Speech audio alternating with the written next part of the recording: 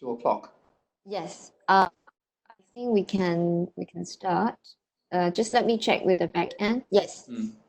Okay.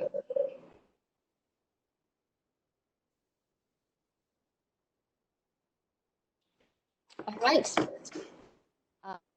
Okay, we are going to start now. Thank you very much, everyone joining us. My name is Juki. I am the Executive Director of Chari, and it is my greatest pleasure to welcome you joining us from different parts of the world. This is the first webinar that we're hosting. The topic, as you know, is ASEAN's response to COVID-19, medium-term outlook and urgent stimulus measures for the business sector. As I have been repeating, perhaps it's good before I pass the time to Tan Sri moderate the entire presenting some views from Malaysia, perhaps, or perspectives from Malaysia and the overall ASEAN. Just let me run through once again that we're running two sets of polling questions. The first set is already live. You should be able to see it. Please start participating now. We'd really appreciate it. The results will be released during the Q&A session. The second set will run after that, after the first set of results are published. And that's it. With that, if it's all right, I pass the time to Tan Sri. Thank you, Juki. Can I sort of add to Juki's words of welcome to everyone participating in this WebEx online CIMB ASEAN Research Institute ASEAN Roundtable series with the topic, as Juki had mentioned just now, ASEAN's response to COVID-19 and the measures to support the business sector and the medium-term outlook. I would like to say hello and welcome formally my fellow panelists. And to begin with, the first speaker after me will be Ibu Shanti, who is from Indonesia.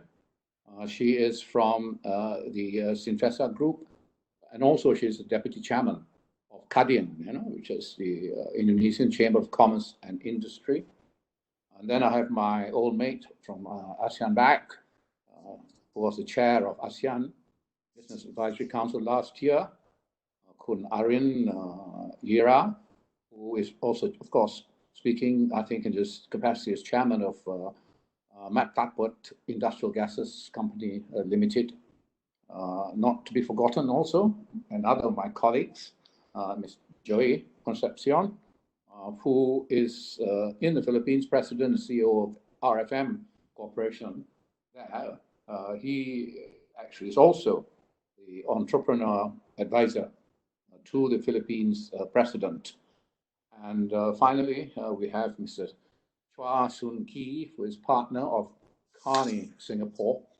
You will notice AT has gone now. Now it is just Kearney, Singapore, an old friend of ours who's always supported our activities. In this panel discussion, I will first speak. Secondly, Shinta, and then Arin, and then Joy, followed by Mr. Chua. And there will be a Q&A after our presentations. There will also be the result of the poll that Joy has announced, so that will be also announced. Then, after which, I'll make some closing remarks, following which members of the panel are kindly requested to remain behind, and participants indeed can stay behind, because we have a half-an-hour session after the Q&A with the participants, a half-an-hour session with the media, Q&A with the media. So essentially, I think let me begin by making a few general statements. I think the first statement to be made is we should not be in a state of COVID-19 paralysis. Yes, of course, we must confront the attack on health and lives. We must also, however, open up corridors, to livelihoods. life without livelihood, to livelihoods and economic activity. We must find the medium that makes them saving lives, saving livelihoods, not mutually exclusive. This calls for imaginative policy implementation and enforcement, as well as, and this is upon us now, for personal and corporate responsibility. We have to work together with the government, not take advantage of whatever breaks they're giving us for our companies or for individuals. Now, next, I'd like to more specifically now go through some slides. There are 6 of them, and they actually, many of them came from a CHARI analysis and study that was published on Saturday. So you can go to that CHARI study, but just these slides to begin our discussion. Now, the first slide that you will see shows how it has severely impacted the world economy. Global manufacturing sector and supply chains have been severely disrupted. So if you took the global economy as a whole, you see the minus 3.0 2020. And if you look at advanced economies especially, you see the minus 6.1. And then you have the emerging markets and developing economies, the minus 1%. Now, ASEAN is particularly vulnerable. Our focus today is ASEAN due to its dependence on China.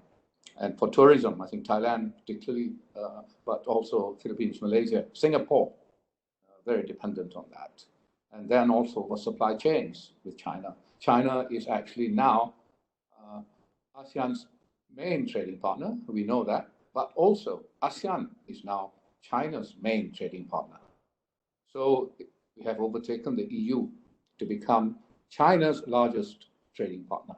Now, so we are interlinked, at the same time we are damaged because of COVID-19. The second slide, if you could move on,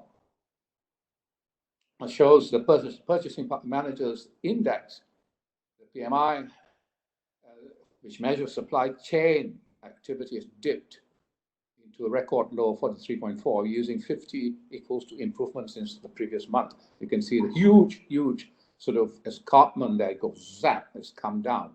And so this is based on data that we use from the 11th to the 25th of March this year. So PMI down sharply, bad dip. The third slide, if I may see them, of course, this is the same thing, Purchasing Managers Index, but for constituent ASEAN countries, some of them, And then, of course, you see again the Singapore graph, the dark green, you can see it in color. That's the lowest in the series in its 8-year history. So everything is down. PMI, country by country in ASEAN, also down. Now, the next slide, please. So, in particular, ASEAN, we all have said this often, MSMEs are the backbone of the ASEAN economy. I've always said if the backbone breaks, the ASEAN economy will break. Now, as MSMEs are at breaking point. Okay, so very critical that their dilemma, their problems be addressed because of the liquidity squeeze proportionately felt by SMEs. In Malaysia, of course, the survey of 15,000 businesses revealed that only 1/3 of SMEs have sufficient cash flow to sustain their expenses in March. What happens then? They close down, people go out of work, no production, therefore no supply. The cycle becomes virtuous or becomes vicious. And so that's a problem we face in Malaysia and also in ASEAN. The overall SME Business Sentiment Index in Singapore, again, Singapore is suffering as well, a lot because of the interconnectedness, dependent on trade. In Singapore, all-time low, 48.3%, the lowest again since the inception of the survey. So everywhere is bleak and looking down. Next slide. Just to give you a flavor, just a flavor of what ASEAN governments have announced through various fiscal and non-fiscal measures. Many of these have perhaps inaccurately been described as stimulus measures. They are not just stimulus, but they are rescue measures as well, because some of the areas that are covered is just actually giving money to people to keep their demand up, giving money to employers to keep employment up, and giving money. And so this is not really, stimulus, just to make sure people float above water. And so it gives you a flavor of how much has been spent so far. We've converted it into dollar terms, and we have described some of the areas covered. By no means exhaustive, but if you see that slide, you see what's been done. There are some commonalities that exist between the ASEAN 6 that's described there. And so everybody had to do something to address the dire situation that the economies face, and in particular, the dire situation that the MSMEs face. Thank you very much. Can we move on now? I think that's the end of the slides, if I'm the last one. Okay. Now, the fiscal relief for SMEs, as I said, especially the SMEs. So you see soft loans given to Thailand, 4.64 billion, to allow commercial lenders to give out loans with a 2% interest rate. They're allowed to restructure the debt without affecting their credit history, Before I come to Malaysia, I'll come to Malaysia last. Singapore funds excess credit through various financing schemes, such as the Enterprise Financing Scheme, SME Working Capital Loan, Loan Insurance Scheme, Temporary Bridging Loan Program, more than 702 million allocation for sectors such as tourism and aviation. Now, Singapore actually dipped into their reserves, and they have very strong reserves in US dollar terms again, not counting Temasek or GIC. They have like 330 sort of billion reserves there, and Singapore is able to do so. They're the best place in fiscal among all the ASEAN countries, and they're doing their darnest to make sure the affected sectors are protected and people are protected. Indonesia also had a 4.3 billion tax incentive for microloans, 6-month moratorium on microloans given to businesses. Philippines, 20 million loans, in fact, micro, small, medium enterprises, 55 million to zero interest to small farmers and fish folk. I think Joey will be able to expand on this. And needless to say, also, I think Shinta will do so, as will my friend Arin.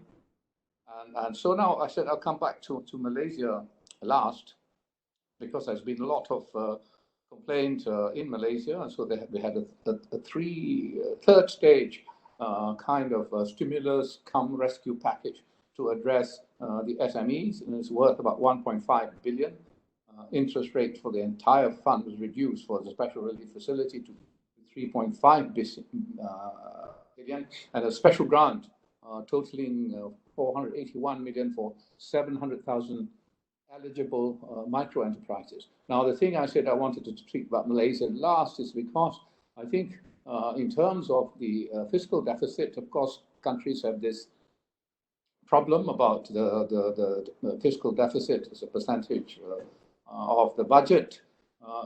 Every country except the United States has got this problem, and so Malaysia has kept its fiscal deficit generally at about 4% of GDP. 4% of our budget, which is a very good means of being able to use to raise money to in the government sector, but also to reallocate funds. A lot of the stimulus and relief activities involve the reallocation of funds from various ministries and so on to be used. I can mention, for example, it's supposed to be Visit Malaysia year, and a lot of funds are set aside there, and indeed some already spent. I mean, those funds can be diverted to be used for the greater need. But one very good thing that Malaysia has been able to do, very much unsung thing that it was able to do, is that the central bank has acted proactively in making sure that there are funds available in the market, increase liquidity in the domestic banking system. How did they do that? They did that because they reduced the risk-weighted capital ratio from 12 to 9.5%. That released funds, but can be made available, for lending. But then, of course, lending must be against deposits, and so you have to have deposits, and there is enough deposit. But the identification of deposits against which you can make loans varies. It can be 100%. You can make loans 100%, only 40%. This is sticky against non-sticky deposits. They've done away with that differentiation to allow loans to be made. At the same time, thirdly, what they've done also in terms of the financial reporting standards, MFRS 9, so that with MFRS 9, the very moment within a 3-month period that the loan is not serviced is recognized as a loss, and so it'll hit the bank's bottom line. That has also been relaxed. So these measures to make it possible for banks to lend more should be taken advantage by banks to lend more, which they do not, of course, always do, and therefore there should be pressure on banks to do so against the various measures that the government has introduced to make them do so. So that's those, I think, are the first slides.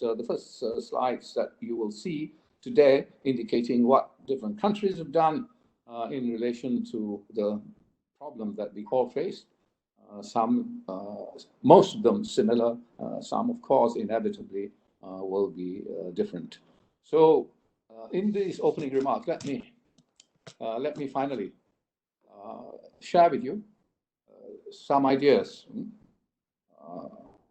We can get rid of the slides now and go back to.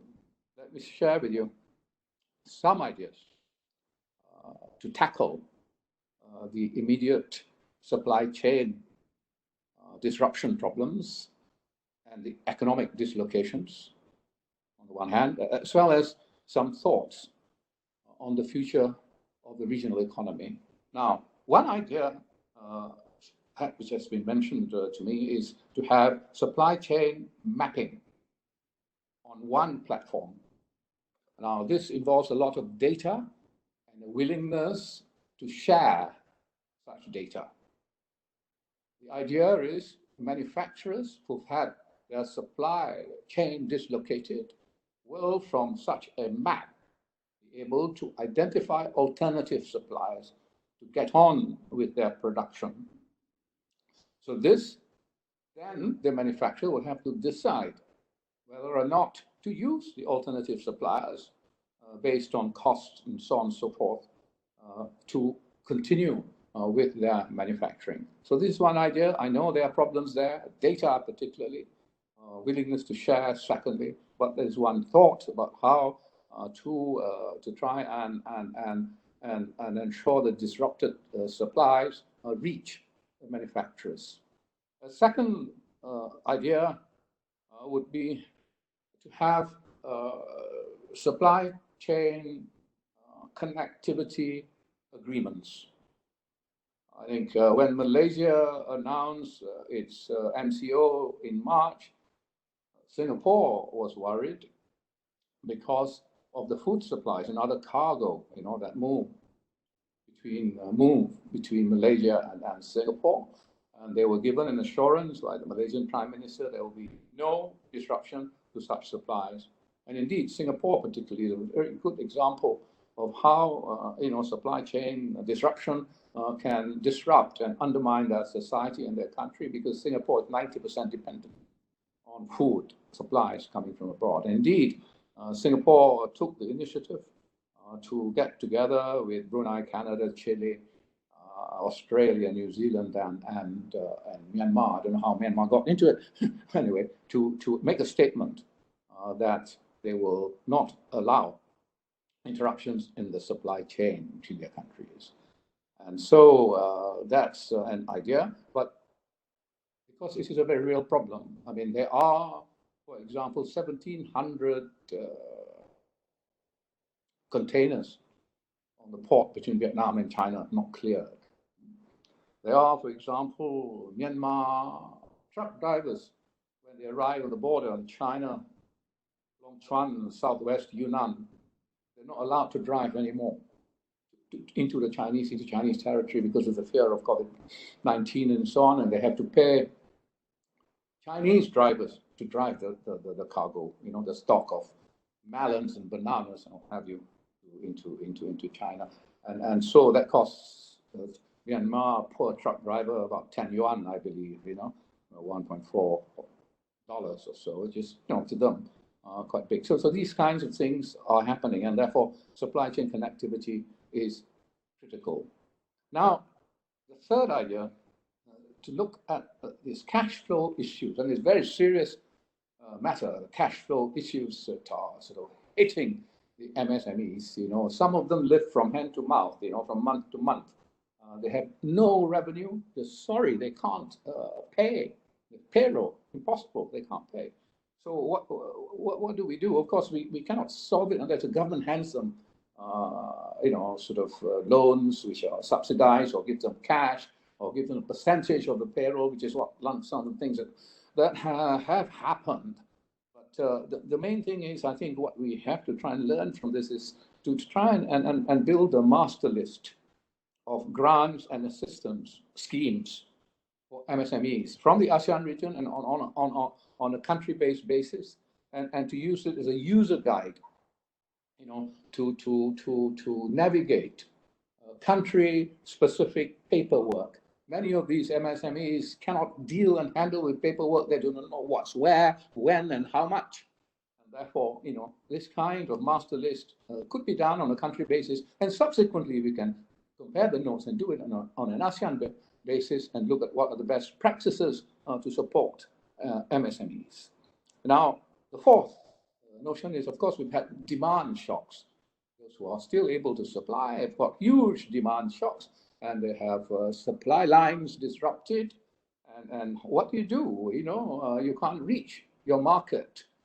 And so I think this obviously brings to the fore what ASEAN has been talking about for so long now, about e-commerce, about the new technology going to push ASEAN economy up. Now we've been told we don't use it, it won't even go flat, so let alone pushing it up. So we should be looking at how to use e-commerce and the online marketplace to onboard on these platforms the MSMEs. Some of them are quite not so computer literate, and not so literate as Arin will I think no doubt underline. So we need to have them learn how to use this. And then some of these platforms like Shopee and Lazada, for example, has been very proactive in Malaysia, putting some MSMEs on to their platform at no cost and without charging commissions, so as to allow them to try and reach the markets. Of course, you still need logistics, to do so. So you can't have borders being truck drivers stuck at borders having to pay extra money to go to do the supplies. And it's something that we have to do. So these demand shocks have got to be addressed by using the online technology. Of course, fifthly, of course, this is quite controversial. I think we're talking about app-based contact tracing. So not just to keep down COVID-19 infection, but also in terms of business practices at the business place, that you actually conduct yourself under SOPs that you will adhere to. And so we have these apps being talked about now. I think, Apple and getting together, with some other companies to try and have this app. Of course, we've had comments being made around the country that Asian countries were able to address the virus better than Western countries because those Americans or Brits or Italians, so insistent on freedom, and therefore, so this has got its pros and cons. And it could be, having these apps, could be a wet dream for dictators, or near dictators who want to do so. But we have to afford to make sure then, coming to my last point, in terms of making sure whatever is used to solve our problems is not used against us. It doesn't reverberate and hit us in the head, and then sort of makes us lose our freedoms and so on. At the same time, we work with government to see how we can reactivate the economy. We have to work with government. There's no two ways about it. And it's the frustration that you always feel. Government doesn't move as fast. ASEAN Summit, special summit, met on the 14th of this month of April, came out with very nice sounding words, as usual. ASEAN Back came out, ASEAN Business Advisory Council came out with their own statement. We came out with our statement saying, yeah, let's work together. You say you want to do A, B, and C. Let's have a joint cooperation between the private sector and the government, because ASEAN summits and leaders have a great tendency to make these statements and then walk away from them and forget about them. And this is something we cannot allow happen again, especially at the time of this crisis. So those are 6. And finally, let me, as I said, reflect a little on the medium term. I mean, essentially what we are seeing is a regionalization of the world economy. It had already started to take place with the Trump's trade war and so on, but there's going to be greater regionalization. Among RCEP countries, we already trade 60% with each other. Among EU, they trade 70% with one another.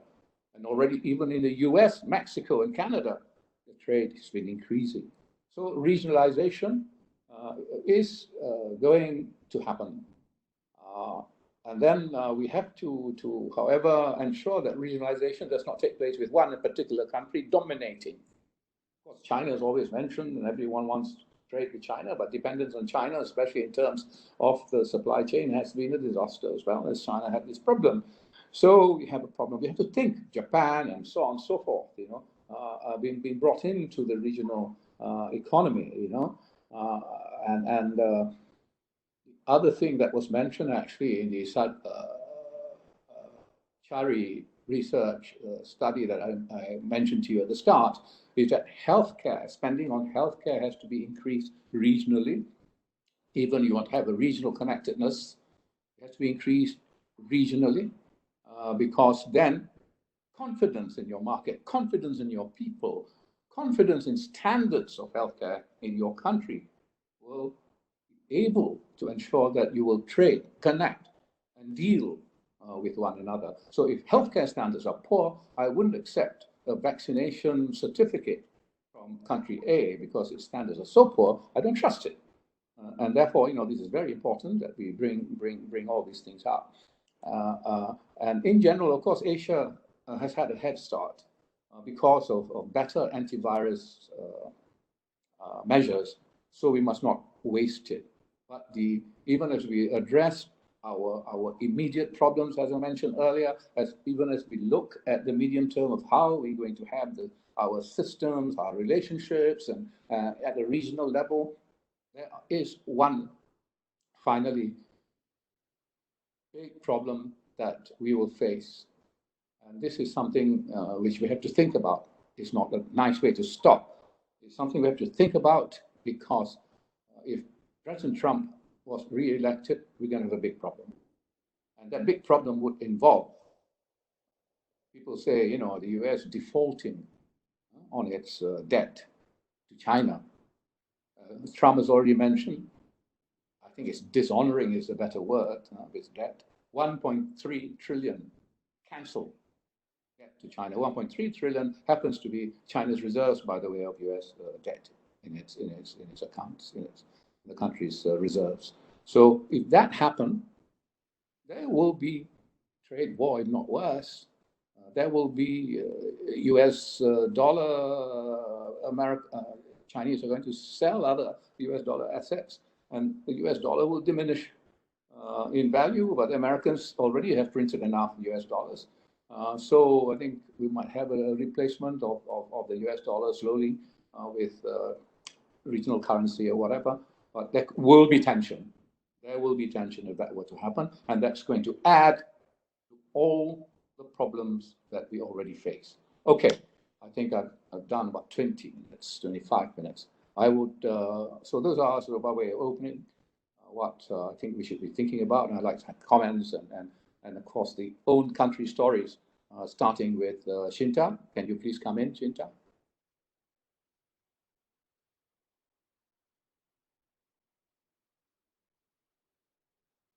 Hello, Ibu Shinta?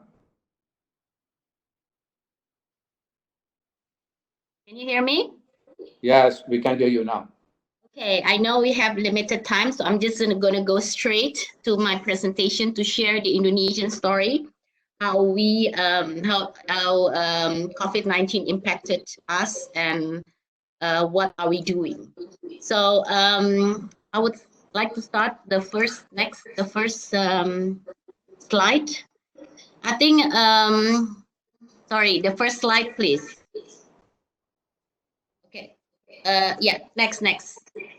So if you look at the economic contraction since March 2020, I want to show here that this is actually the IHS Market Purchase Manager Index data from several countries in the world. And if you see that all countries in the world except China experienced severe contraction in economic activities, and Indonesia PME in March actually plummeted from a healthy expansion trend at 51.9 in February to about 45.3 in March. So Indonesia real domestic economic activity started to severely contracted in the second week of March, and I think this is the few days after we actually confirm our first case of COVID-19. Next.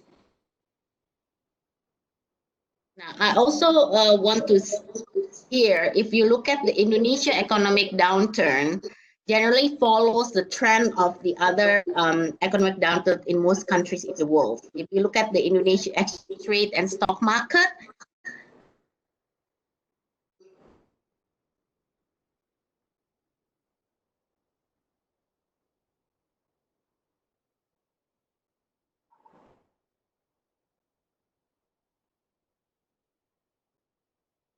activity also negatively impact our stock exchange.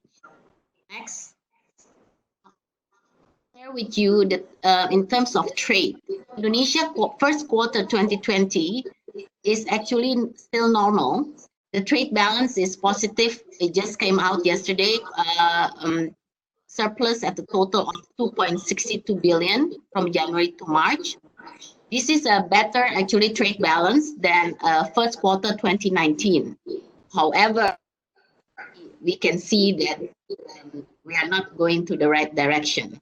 Indonesia business recorded significant delay and disruption in supply of production inputs in February to March, of course, due to the China lockdown. Although the disruption of China's supply has eased and lessened a bit now in March, Indonesia in turn suffered from some significant fall in commodity prices. Also, particularly in oil and gas commodities such as natural gas, coal, and copper. Indonesia trade surplus in March also cannot be considered a happy note because the surplus is generated by greater fall in import than in export. So the biggest decline of import is created by the significant fall of import in capital goods and production inputs.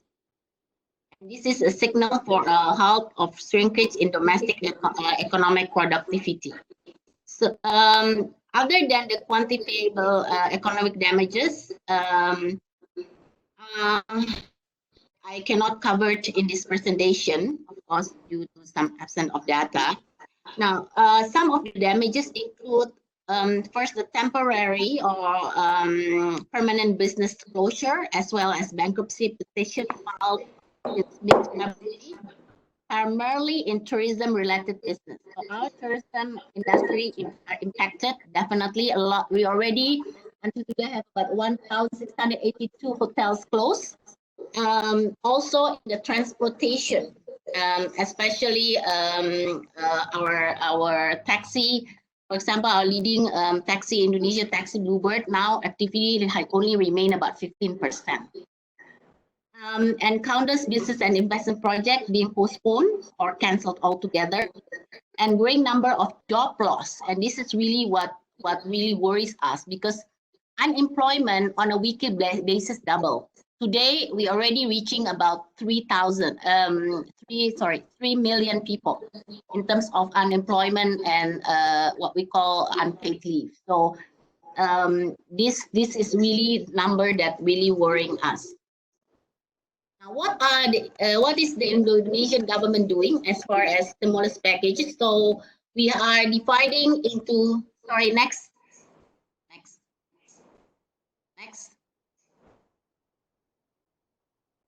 Oh, this is the old slide. But anyway, I'm just gonna go through very quickly. This is the old slide that's given. Okay, so there are 3 aspects on the stimulus. First is the healthcare. The second is social security, and the third is the economy. As far as the healthcare is concerned, we obviously have a number of stimulus, including subsidy for worker and non-permanent worker on PPGS, which is the social security on healthcare. We also compensate that for medical personnel and so forth. But the most important is procurement of goods and services to control the pandemic. So this is where we spend the most on procurement on the health equipment, including test kit, ventilators, PPE, and so forth.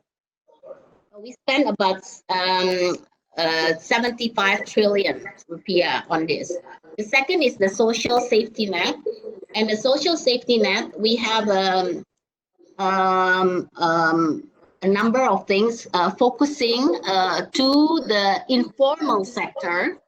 So this is really what's the biggest issue is that, as you know, the Indonesian employed in the workforce, majority is obviously 55% is in the informal sectors, and the stimulus focus on the informal sector as well as those workers that has been terminated. And we have at the moment the government program for the poor families. We have subsidy on basic necessity, or what we call the sembako, the groceries. And we have the interesting part is the pre-employment training benefit. So the government now is giving cash subsidies through the pre-employment card, what we call it. This card is actually originally was purposed for training purposes, but because due to COVID, we are now putting incentive, cash incentive as well, for about 600,000 per month for 4 months, 2.4 million. So on top of the training quota of about 1 million, we give also the tax incentive, and this is cash incentive. And this is actually the target again is all the workers, especially those that lost their jobs. And then we also have the electricity fair discount, and we also have the housing incentive for the low-income people. Now, next on the go back, please. Go back. I also want to touch the stimulus on for the economy. So if we look at right now, we have a number of industry support. First is the fiscal incentive. We have we call the tax incentive for withholding tax for employee, as well as the import duty waiver. But this is only focusing on specific sector, especially the manufacturing sector that is export oriented. So this has not gone to other sectors that are impacted. We are still requesting it at the moment. Also, we have the microcredit stimulus through the what we call the special credit for the MSME. And this is important because, of course, with the condition, the cash flow that has been mentioned, a lot of companies, including the SMEs, are impacted. And therefore, there is a regulation now for restructuring of the credit, so you don't pay principal and interest for a year. So this is given to companies that are impacted for the COVID-19. And we also have financing for national economic recovery. So this is also important because obviously many of the businesses are closed. When they go back, they do need also some financing support in order to pick up their business again. So I think these are some of the stimulus that are happening. In terms of amount, is still very low. The total amount of about 100 billion US dollar, 405 trillion rupiah. So we are requesting actually now quadruple that number. The number that we're requesting now is about 1,600 trillion for our government. And this the GDP, because at the moment with 405 trillion, it's only about 2.5% of our GDP. Minimum, I think other countries is doing stimulus is about 10%. What they spend for COVID is about 10% of the GDP. So this is what we are requesting now, government to also increase the stimulus amount. Now, some of the fundraising effort that we've been doing. In the first week of April, Indonesian government successfully raised funds in global market through the issuance of 3 series of long-term global bonds. This is the biggest sovereign bond ever made in Indonesia, and the first sovereign bond with a maturity period up to 50 years. So detail of the bond you can see on the slide. Now, what are some of the problems that we are facing on the Indonesian economic stimulus? Next. First, next. First, before please, the problems in Indonesia economic stimulus. So first, I mentioned the limited fund allocation. I mentioned that before, that we now ask for a bigger number. The second is variable data problems to deliver the social security benefits. So the data that the government currently have is for the poor families, for example, but they don't have data specifically for the informal sector. And this is really the biggest problem right now, is the data. The third is the significant delay in stimulus distribution and the claim process due to inefficient bureaucracy. So until today, even though some of the stimulus has been given and has been distributed, but many are not received. Many has not received yet on the ground. So we have a big problem in terms of the distribution, and we are continuing to support the government in monitoring this to also hit the right target. And the last is the bottleneck of credit stimulus delivery. As I mentioned, there is a policy already on the restructuring of credit, but unfortunately, many of our banks are not following it yet. And this is going back again to liquidity, because the banks are now worried that if they do all the restructuring, that they will have problems with their own liquidity. So this is something that we need to also support and do the financial reform from the government for our banking sector. So next, how do we look at our midterm? So our midterm outlook, I think it will be, if you ask me, it will be very difficult to predict, as we have no clear indication to how long obviously this pandemic and recession will continue. I think we can see that this might be a prolonged time, but in the meantime, the economic projection, I think in 2020 suggests that the existing of obviously severe global crisis. IMF has projected in April expect recession at about -3%, and that economic rebound will happen strongly in 2021 at 5.8%. The ASEAN 5 is predicted to be in recession as well this year at -0.5%, and to rebound in 2021 with a growth of 7.8%. WTO, on the other hand, provide two scenarios of midterm projection to global trade growth based on the assumption of timeline of when the pandemic will be controlled. So in assuming that the pandemic will be controlled by end of Q3 2020, I think there will be a U-shaped global recession in which lasts until end of 2020 and create about -12.9% of growth on trade in goods and in 2020, but it will pick only in 2021 at about 20%.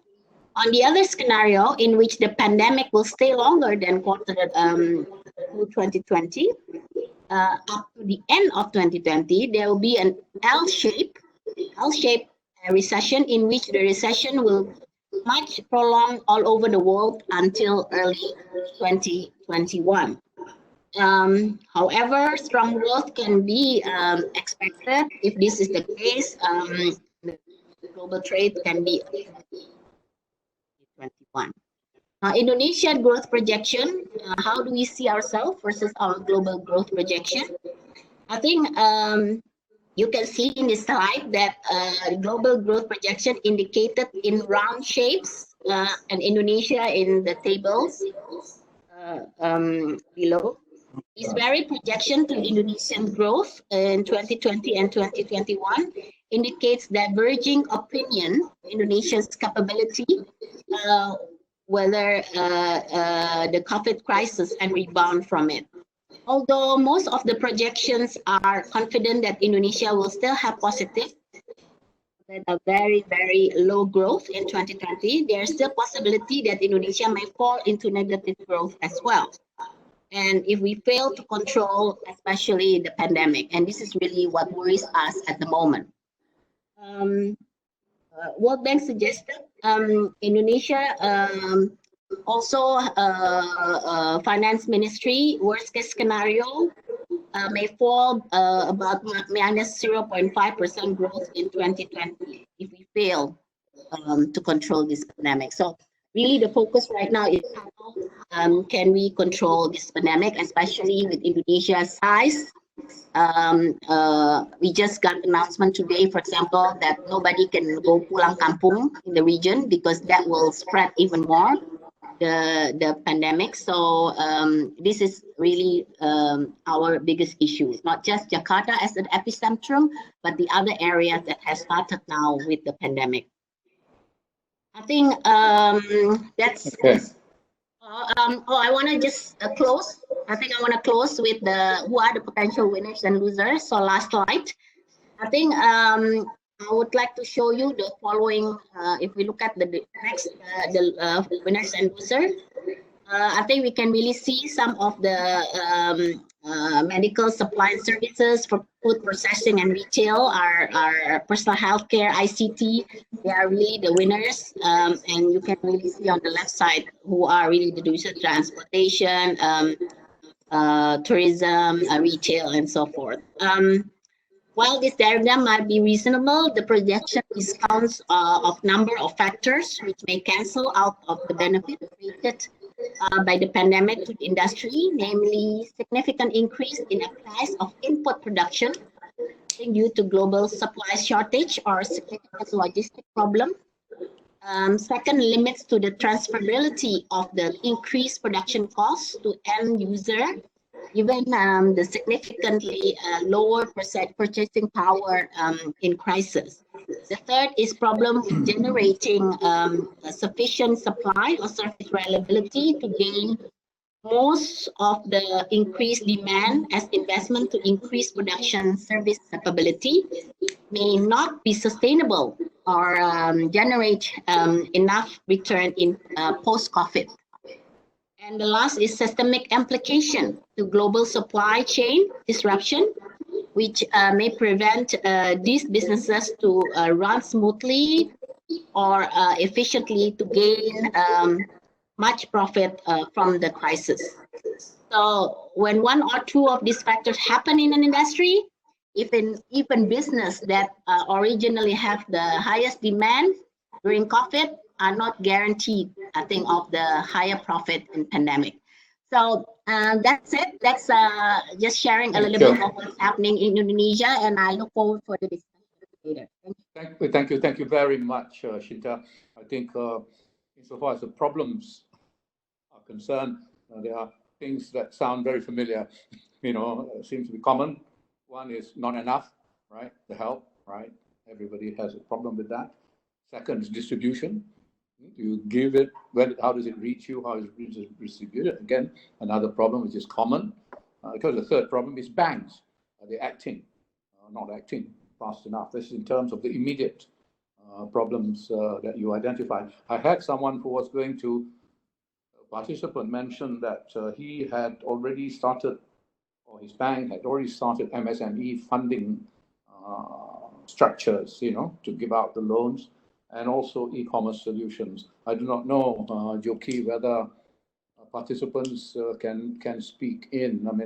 But he's willing to share it, but perhaps it would be useful if he shared it privately, because we won't have that facility, do we, Joki, for participants to come in. But I note that Muhammad Johan Nasir, for what you said on MSME. A few questions drifting in, but we'll move on first to Arin Jira to speak from the ASEAN and the Thai perspective.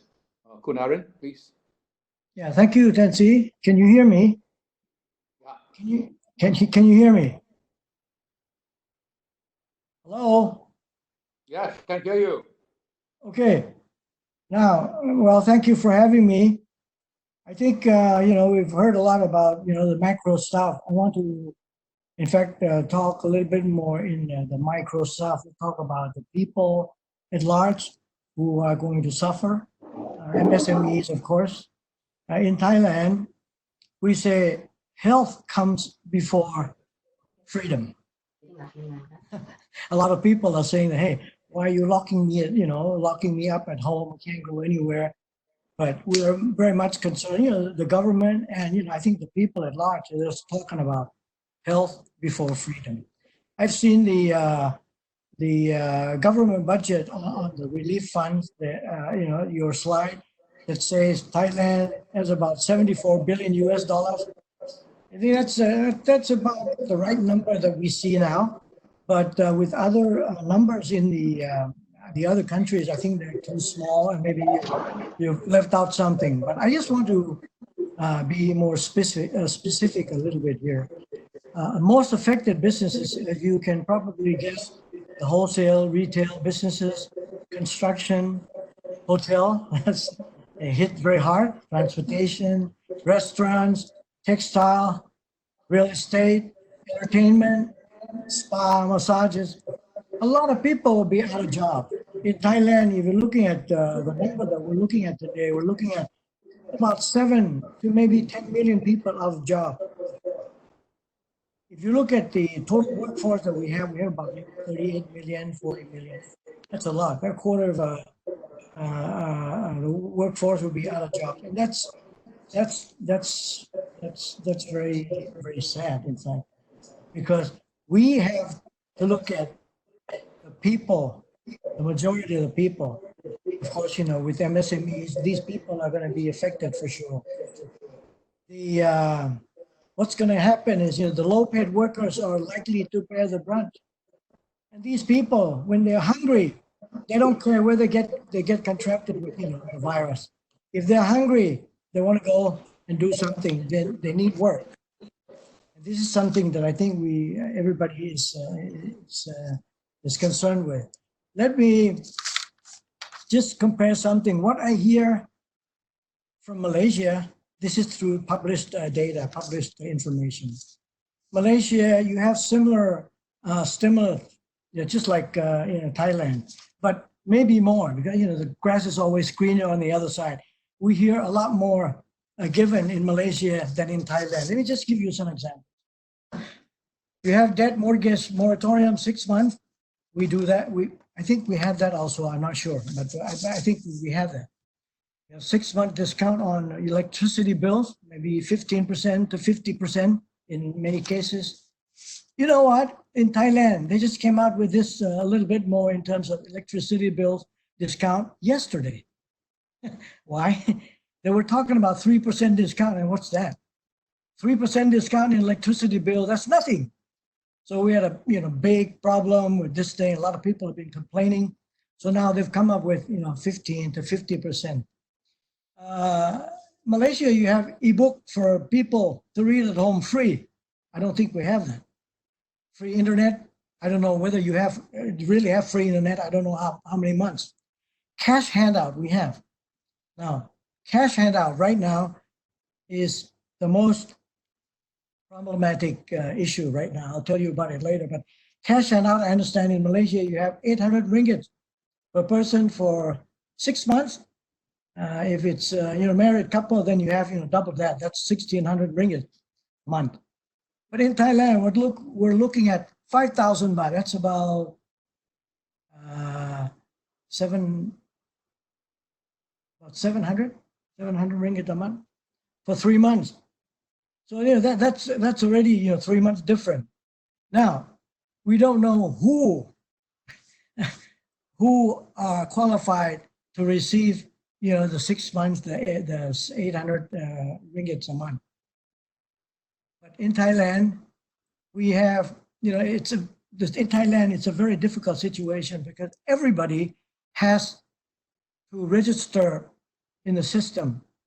This has to do with the digital literacy. If you have no way of going through the smartphone, how are you going to do it? As it is, we have about 27 million people asking for this, but the government is only probably going to give out to maybe about 10 million people. And I don't know whether that's enough. Okay, now, of course, nothing is enough. What we're trying to do is to make sure that everybody gets his fair share. Now, what's going to happen now is that this particular problem, when you register the handout, when you register in the system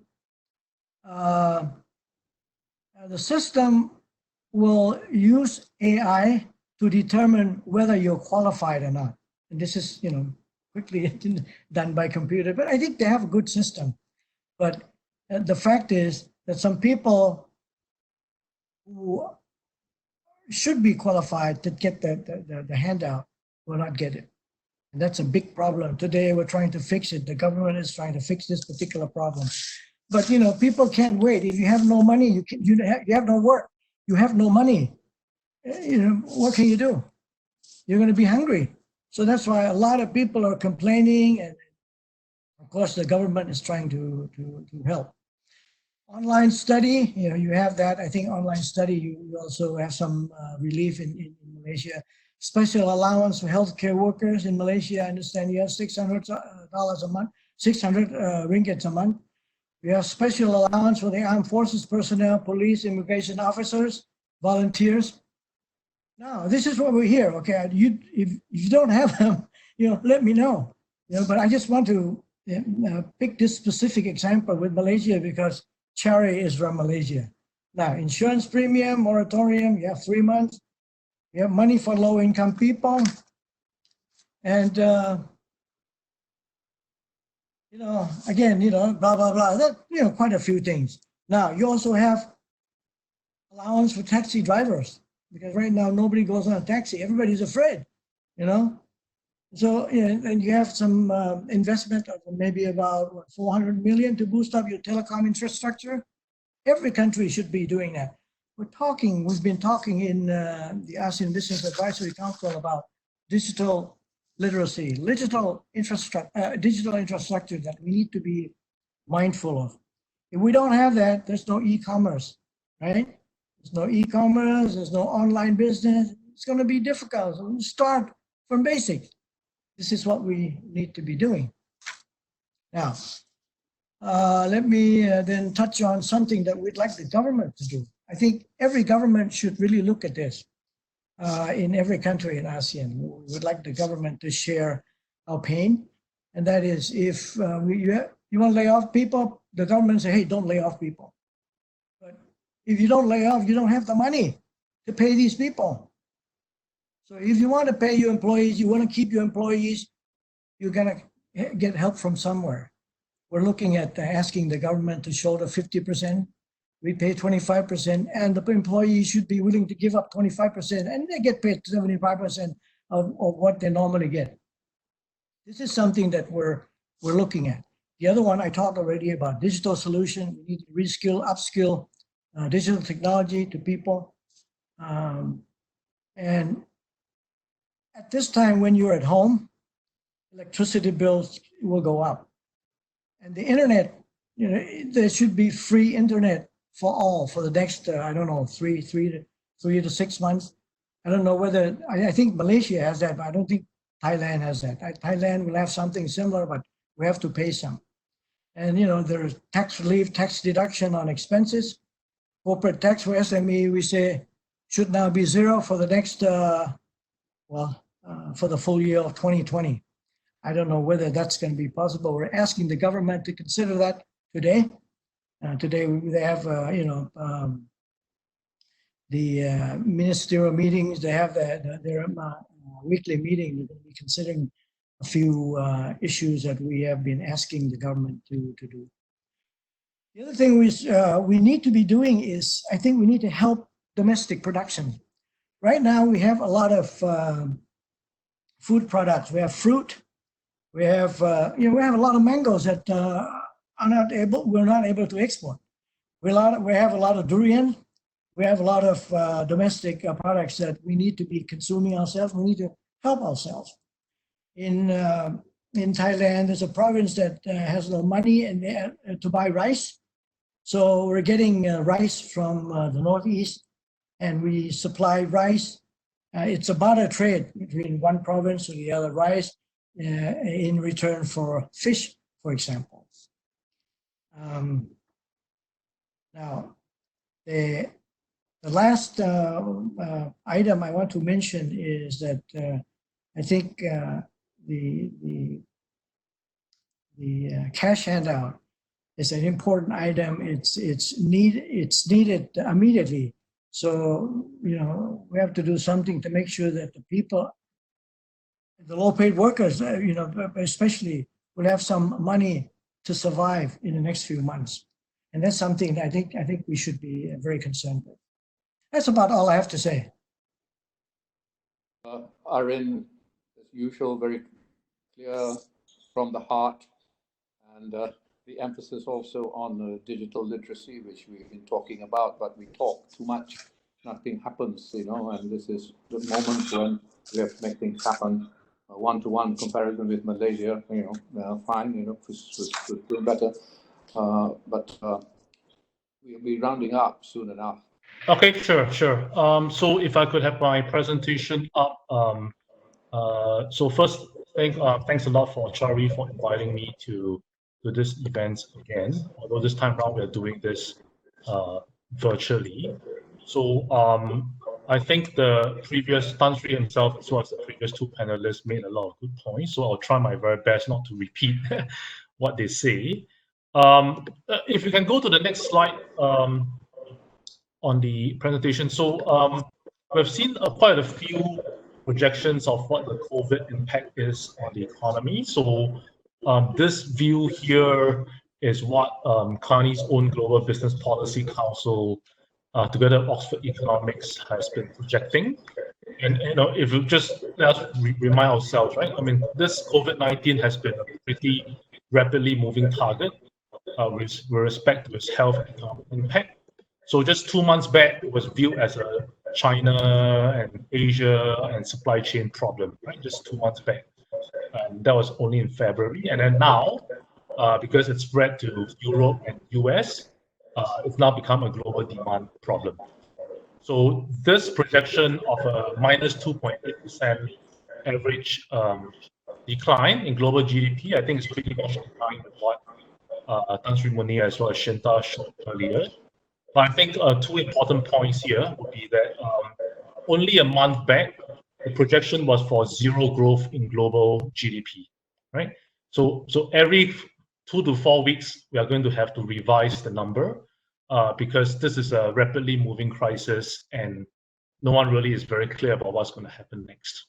Okay, so even for Kearney's GBPC, we have a rolling 2-week forecast on this. So I think the next projection will come out in about 1 or 2 weeks' time, and we have a full report on this. The second thing to take note is how we come out of the crisis is going to be dependent on a few things, and it's largely resting on some of the global macro trends and uncertainties that has been pre-existing prior to the crisis, right? So one thing will be, of course, on the level of international cooperation, right? So pre-crisis, the discussion was all about US, Trump, China, trade war, right? And that was a major uncertainty.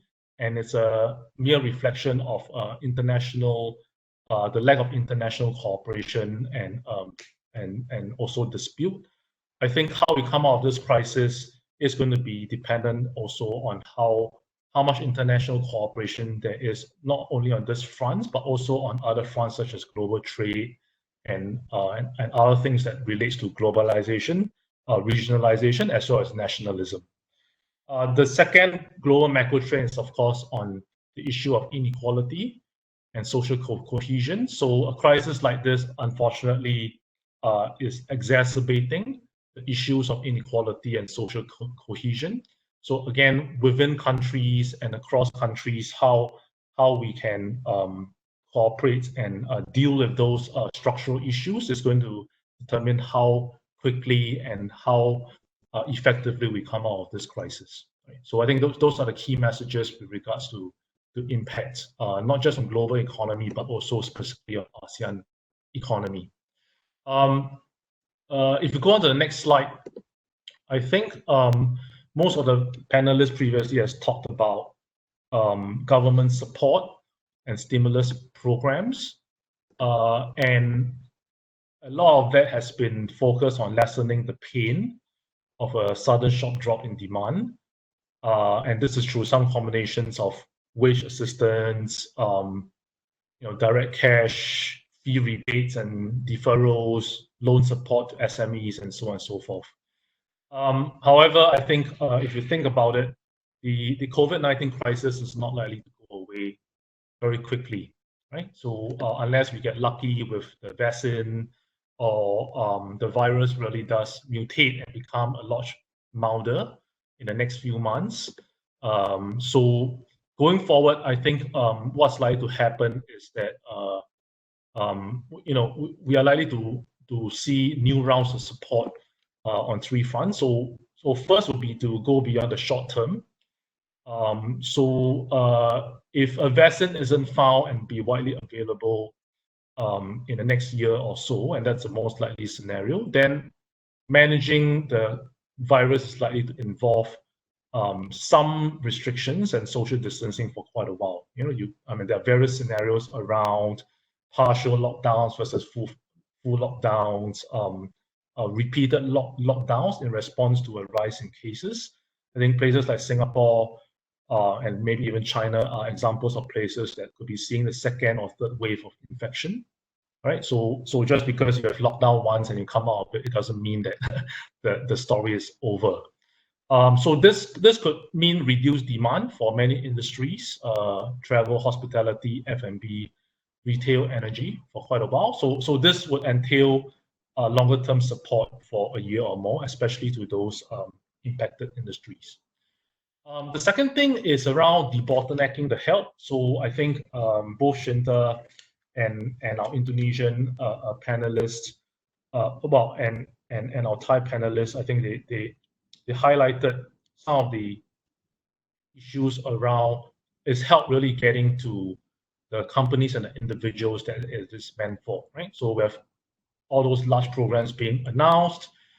They're expected to flow downstream to the downstream company. So if you give a rebate to the property company, they're expected to give the rebate to their tenants. But I think in many cases, those flow through the downstream companies and to individuals. So for example, if you give a wage assistance to the company, they're expected not to fire their workers.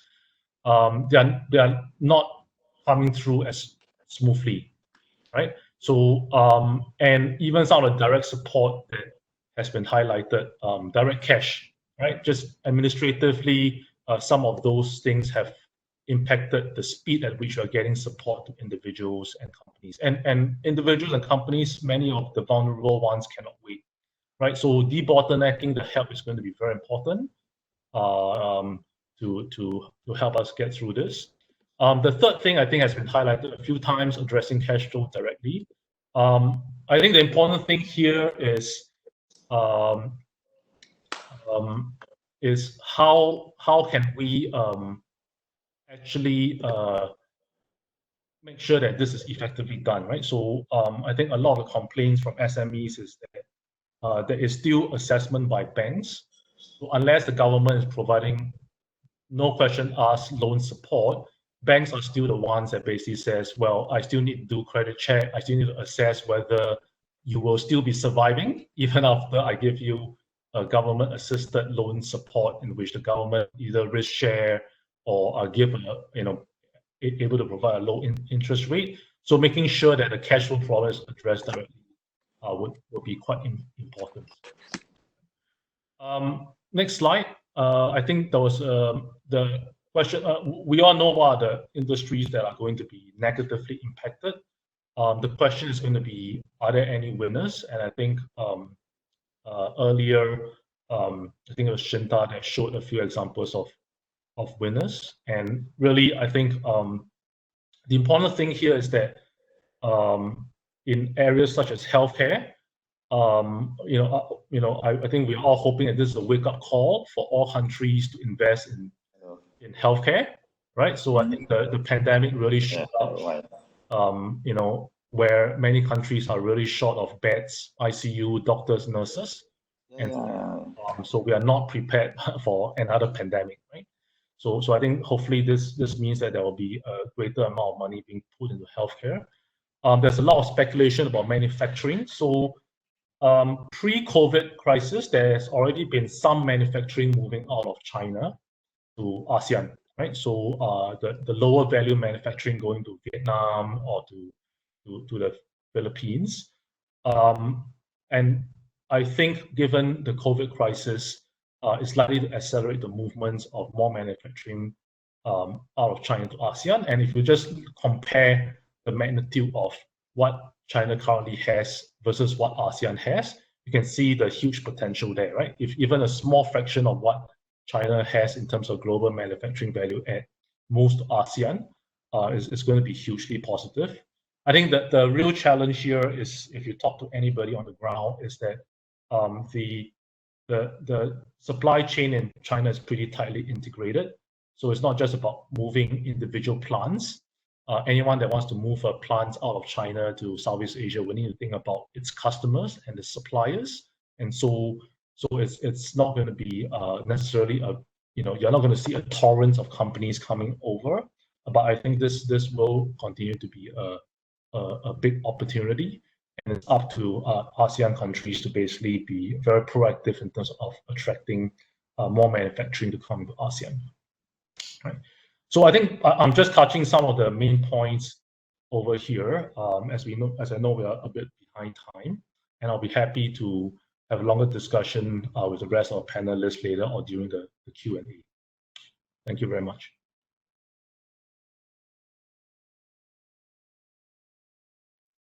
Online businesses, I think it would be well taken On the other hand, the downside is, of course, tourism will be, a difficult, very difficult industry to revive. And thank you for your four scenarios, that you depicted. If I may, I'd like to call upon Joey and Concepcion to come on now. Joey, I hope we've got you now. Yep, you got me. Okay, good. Please.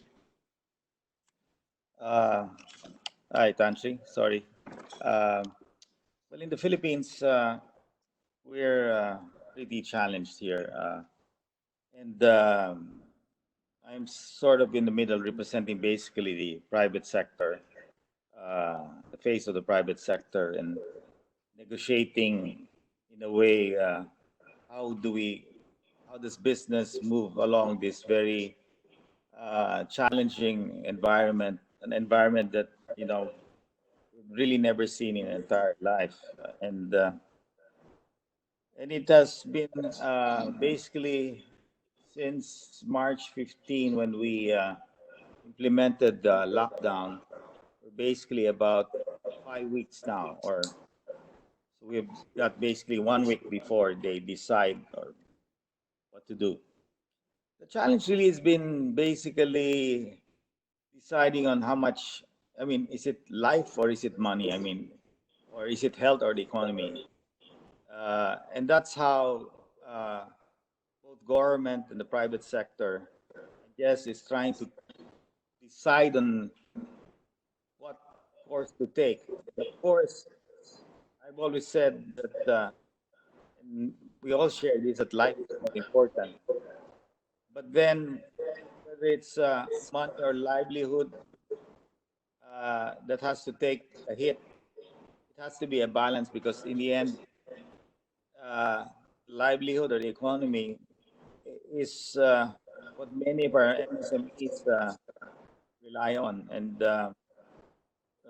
in the end, the livelihoods of the MSMEs, once it's destroyed completely, then their lives are totally affected and eventually becomes more challenging.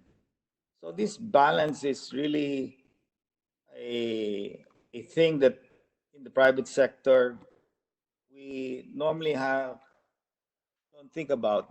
So our government really wants to look at what are the trade-offs when you choose the economy over life, and what are the trade-offs when you choose life over the economy. And that is something that I've always said, that it's hard to choose, because you do your best to save as much life, and then eventually you try your best that even the livelihoods or the economy continues with the least damage.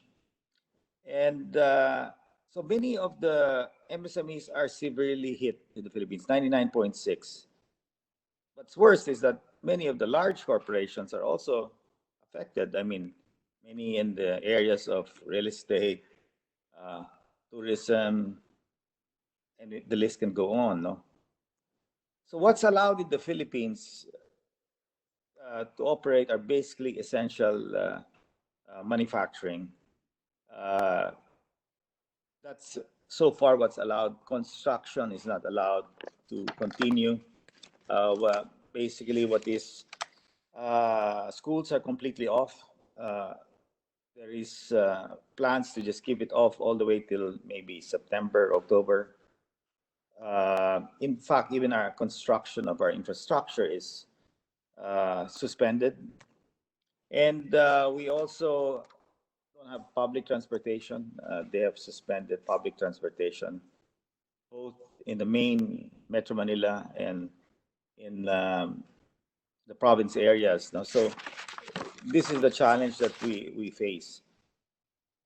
Office, of course, we are all working from home. We're into our 5th week, 1 week to go till the 6th week. So what I always say this: we are into basically 3 resets. No, some countries you only have 2 resets. One reset is 14 days, and the principle being the 14 days of quarantine is that you will be able to determine whether you're sick or healthy during that 14 days. So we are now technically 3 resets, and there's talk of extending it to the 4th reset, which make it a total of 2 months. And you can imagine the kind of struggle that we're going through. Our ports are full. I mean, container vans are all stocked. The government's mandated everybody to pull it out, but unfortunately, everything has stood still because only essential manufacturing is allowed. And I've been negotiating for the private sector on, okay, what is that balance? And we're still negotiating what will be what we call an enhanced quarantine today. Whether moving forward will be in a moderate quarantine. So this is the current situation in the Philippines. We have about 6,000 cases. We have about 4,000 PUIs, or people under investigation, and you have your PUMs, people under monitoring. The biggest challenge here is that testing is very slow. We started, I guess maybe our health department took it for granted that this virus would not be as strong as what we see today. We only had in early January about 3 cases. All those 3 cases were from China. So those number of cases just ballooned over time, and today many of these cases are not even recorded because due to the lack of testing facilities. But nevertheless, they're trying to ramp up the testing facilities and using the PCR base, which is a swab test. So we've organized the private sector to start to move on our own. That's what I have organized basically. We have launched what we call the ARC, which is antibody rapid test kits. Because unfortunately, the PCR-based type of testing is not enough. We have to use what I call an emergency type of testing method to using these rapid test kits. That is the only thing that we can do. Whether people say it's not accurate, yes, if you use it too early, but the private sector has to act immediately, because if we don't get into it, then unfortunately it will be more challenging to really get the economy opened up. And we've seen it in an environment such as this. The only way that you can win the war is more testing. So while they're building up the facilities on the PCR testing, because we started with maybe about one really good one, RITM, and the other government facilities were so-so. So now it's ramped up, hopefully. The idea is to test as much as 20,000 every day, but that's not even enough, We're looking at adding to that with using the rapid test kits. So that's the challenging situation. Moving forward, we will now determine whether this ECQ or the enhanced quarantine will be extended or not. Of course, my position has been that right now the Philippines, Luzon, is in total lockdown. We've been total lockdown for about 5 weeks. And I don't know in the respective countries how you do it. Singapore has locked down. Their number of cases have gone up tremendously. But I have a different recommendation basically for the Philippines, that we have to shift from moving away from that locking down in just the big area of the entire Luzon to focusing on locking down communities, small communities. We call those barangays in the Philippines. So we should lock down the communities that have the infection. When you lock down the entire mass base of Luzon, even those that are not infected are part of it. And I guess the president did that during that time when they did not know how to control it. So the emergency, the best way he could have done it was just what they're doing now in America, just lock down the whole place, which is the right step. But as you move and you refine your strategy, you now have to focus on where the virus is. because I view this as some structure that will only end until the day we find a cure for the virus. So whatever we're doing or we will be doing in the next week or weeks, my recommendation is to start doing a structure that can take you on a prolonged basis, whether it's 1 year or 2 years, and will be your natural defense. No?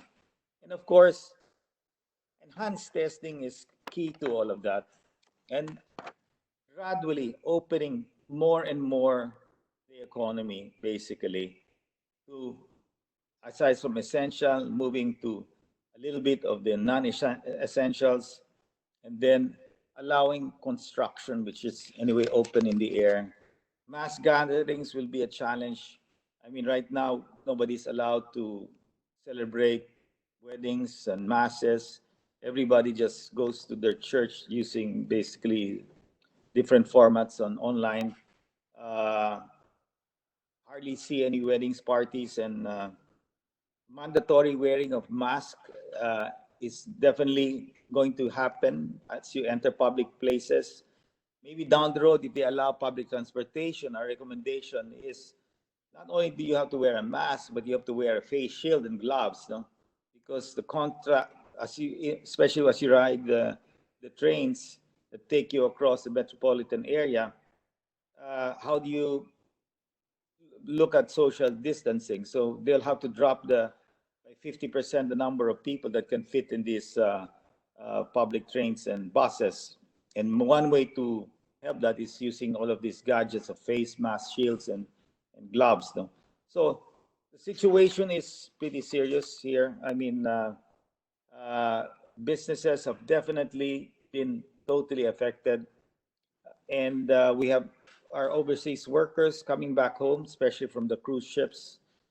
A lot of our Filipino workers are coming home, except, of course, our nurses. In fact, more nurses are moving overseas, which the president has called an attention that serve your country first versus serving other countries. But in the end, we will have to find that game plan that we, government and the private sector, will be able to agree on. It takes the economy forward and manages the health situation. And yes, I mean, trade-offs, to me, there should not be any trade-off. Should do the best in trying to save as many lives and livelihoods for our MSMEs. That's all. Right. Very much, Joey. It's a tough one, isn't it? This dilemma, you know, life, work and death. Actually, and when you were talking just now about this dilemma, I was reminded of, Woody Allen was once asked, would he like to live forever in the memory of moviegoers, And he answered, I'd rather live on in my apartment, So, it's a huge one, and I think governments are trying to balance. And you represent the face of the private sector in the Philippines, and I know you are pushing for having corridors of activity. As I said in my opening remarks, right, to be allowed to start again, but it involves responsibility on the part of the person and the corporation to make sure you follow rules and so on and so forth, that there's no second wave, of this COVID-19 coming again. There have been, ladies and gentlemen, participants, panelists. I don't know whether the panelists have been looking at the questions that have been coming up. And I would like to if they haven't, I'd like to put some of these questions which I've noted and comments. One is by Wayne Lim, and he is the chief editor of Malaysia SME. And he says they have been operating a mobile app platform, and they've done in the past 2 years, and they've done 25 million trade. It'd be interesting, to get in touch with him. He's Wayne at malaysiasme.com.my. how is it doing now, for example, but of course we don't have two-way communication with him right now. Might be useful to get in touch with him. There have been other questions that have been posted, of course, and for example, Arin asked, that there has to be a redistribution in global supply chains, right? And who would benefit the most?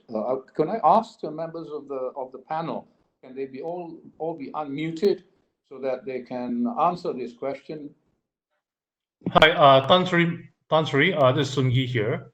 I think your last question was, which was reflecting one of the participants' question was around who will benefit if the supply chain goes out of China.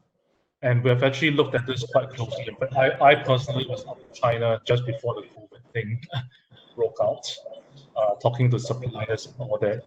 So it's very clear that a lot of things that's technology related, which requires high precision, high engineering, a fair amount of R&D, will probably continue to stay in China. Because so you can think of automotive, you can think about base stations and all that. But on the converse, a lot of things that are lower value, so we can think of, say, mobile phone assembly, right? That's already, Samsung has set up a $1 billion assembly line for mobile phones in Vietnam. We'll probably see more of that happening. There's still a lot of textiles being done in China, so that could somewhat easily be moved out of China. There's quite a few other countries in South Asia and Southeast Asia that can do that. So I think we have to look at it from both categories perspectives as well as the cost perspective. I think it's also quite clear that some countries like Vietnam and Thailand has been more aggressive in terms of cutting the investments that are moving out of China. I think sad to say, I think Malaysia is a little bit on the back foot of that in the last couple of years. But hopefully we can see that being ramped up because Malaysia does have a ready pool of good labor. But yeah, I think you will see various Southeast Asia countries benefit. It's a function of how proactive they are. And again, there's a lot of manufacturing that's being done in China. If just a little bit of that move out in Southeast Asia, it is pretty good for Southeast Asia, and we even for Malaysia we see signs of that in places like Penang. Penang, I think, has seen a lot of boom in the last 6 to 12 months because of assembly lines and capacity moving out of China. Okay, thank you. I think if you can hear me, Arin, if you can hear me, there was a question. And I think here perhaps you and Shinta might want to answer. People saying the problem is MSMEs. There's so many of them, and they're huge in numbers. In Malaysia alone, the questioner said there's 600,000 of them, right? And Malaysia is by no means the largest economy in ASEAN. And he said they don't even know how to manage their book. They cannot read. They have no financial background of any sort. What should we do? We've ASEAN back. Arin, we've been talking so long about financial literacy, talking about Joy on Amen, but these things are not moving fast enough. Look, the problem has come. What do you think, Arin? Yeah, I think this is a big concern. If you say 700,000 MSMEs in Malaysia, we have about 3 million in Thailand. And so that's even worse. But let me just say that I think a lot of governments are still looking more to the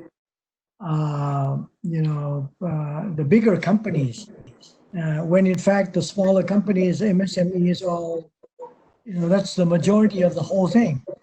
And if we don't help them, the economy is going to go down. Then after COVID-19, if MSMEs cannot stand on their feet or cannot recover sooner, I think that's going to bring disaster to a lot of economies in ASEAN.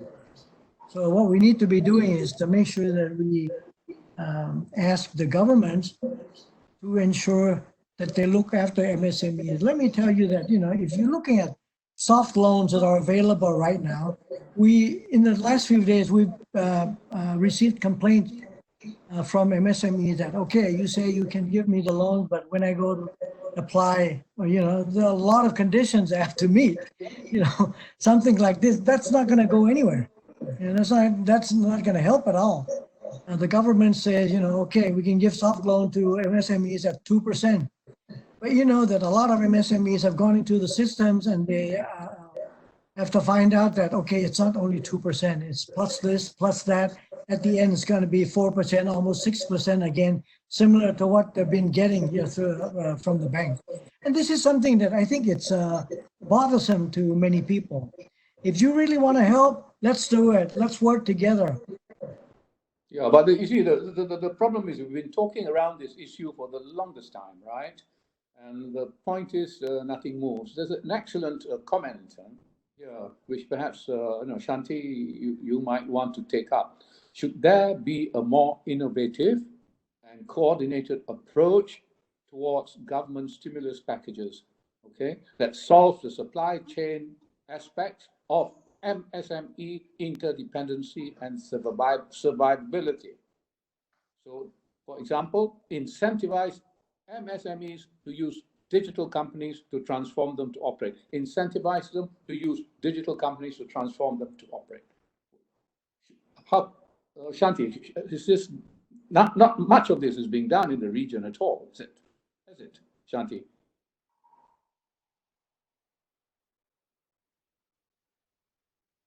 Can I say something? Yes, this is very hard. Okay, I think I wanted to comment a little bit on I think the issues of MSME, I think it's not a lot of the issues discussed is not new issues, right? I think COVID-19 is a wake-up call for many of us, and including the MSME. So I think at the moment, what we really need to pay attention is their survivability, right? And we talk about cash flow. Yes, I think cash flow is a big issue. How the banking sector have to support our MSME more. But I think what is important to maybe recognize is, I think each country, of course, has their way on working with the government in how to develop more our MSME. With the technology we've seen already now, with this COVID-19, the use of technology will become very apparent, and this includes our SMEs as well. But how the SME is also now we are involving in being part of the supply chain of the big companies. So I think this is really key, that while we are facing this COVID-19 is how we rework the system to include the SMEs is the supply chains of the bigger companies. And this is how because they can't support, they cannot stand on their own 2 feet alone. So they need the support from the big companies as well. But what I wanted to perhaps focus is more on our ASEAN cooperation, because we talk about the possibility of how ASEAN can cooperate in facing this COVID-19. And I think as far as the MSME is concerned, there have been many initiatives, for example, on working on marketplace, right? I mean, we are sellers, we are buyers, how we can have a more ASEAN platform on marketplace. And we are, I think, starting some initiatives on that as well. But also working on sharing the best practices. I think a lot of our MSME can learn more from each other countries. So I think this is something that we have to continue facilitating, and we talk many times about business matching, even up between our SMEs. And, this is something that will have to be pushed even more, because business matching is not just about the big companies, right?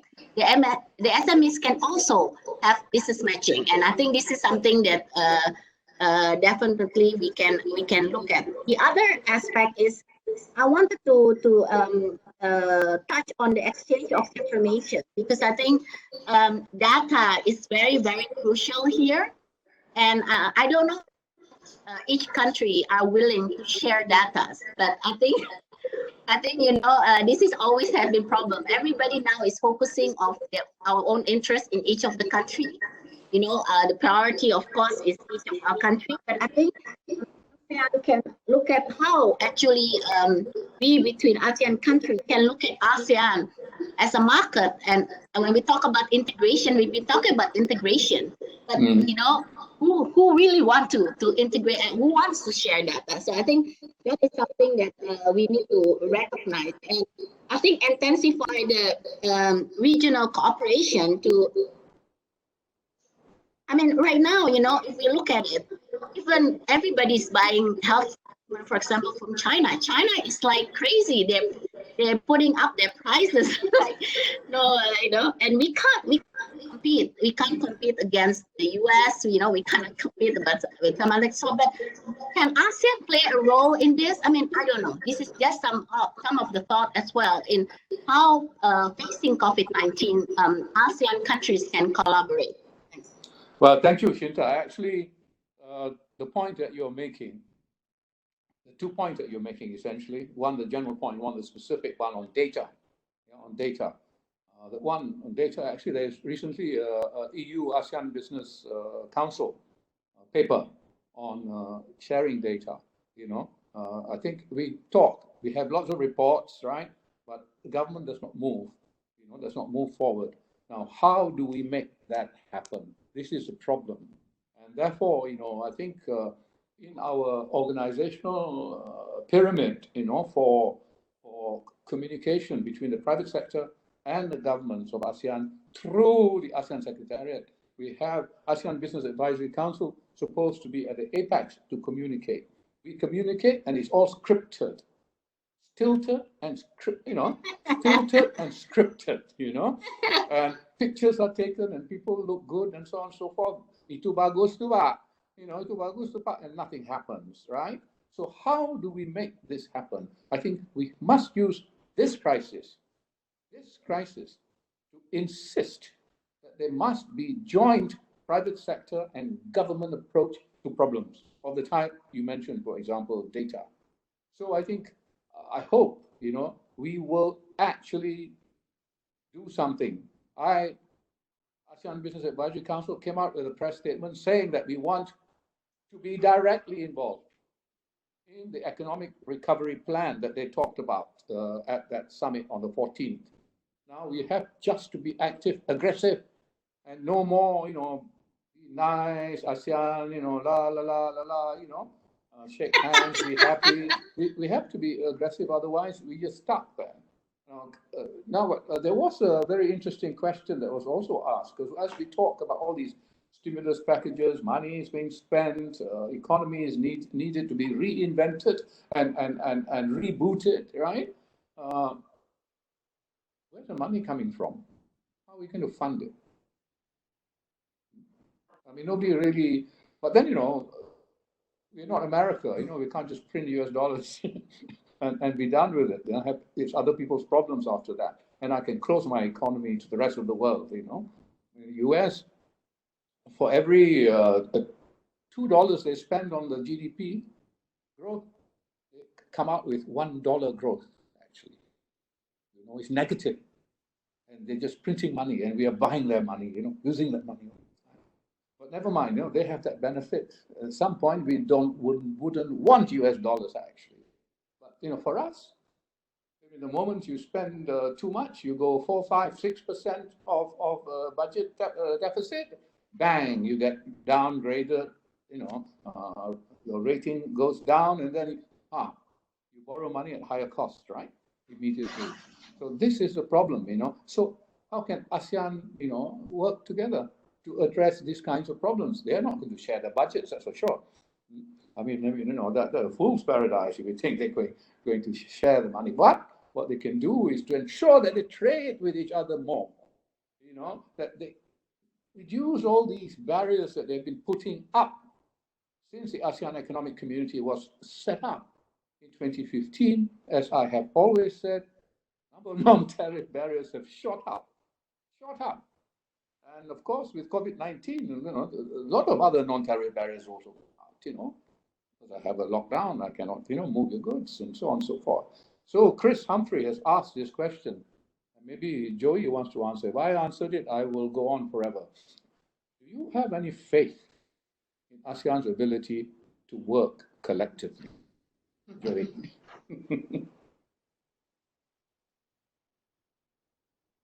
Joey? The answer is no. But my answer is no. But what about Joey? What do you say? Yeah, Tan Sri, I think Joey has to attend to something urgent. He's currently offline for a Oh, he's while. gone, is he? Yeah, okay, all right. Maybe Arin would like to do that. Arin? Yeah, I think it's very difficult. I think we've learned a lesson. ASEAN Business Advisory Council member, we've been talking to the leaders for some time now, more than 10 years, but we haven't been able to progress much. Now, a week ago, they were talking about the support for the ASEAN Response Fund. I don't know how that's going to happen. I mean, this is all rhetoric. They talk about the response fund, but nobody is willing to say, okay, I'm going to put in 100 million. So I don't know how this is going to go forward, but it doesn't matter. I don't think that's going to happen. But I think Well, sometimes, we need to help ourselves, and we need to tell our SMEs that, hey, you can't just ask the government all the time to help. You need to help yourself also. How should we go about helping ourselves?